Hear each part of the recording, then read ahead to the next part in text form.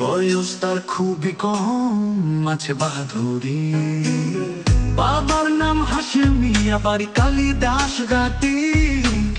তার ছেলে চৌধুরী, যুবকদের লাঠি।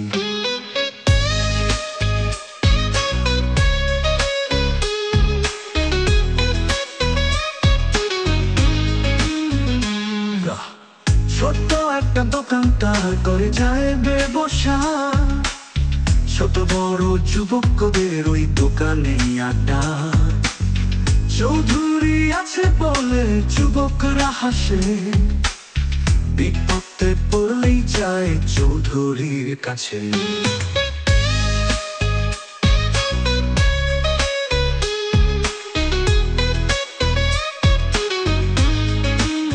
কালিদাস গাতি বাড়ি তার, সিরাজগঞ্জ জেলা।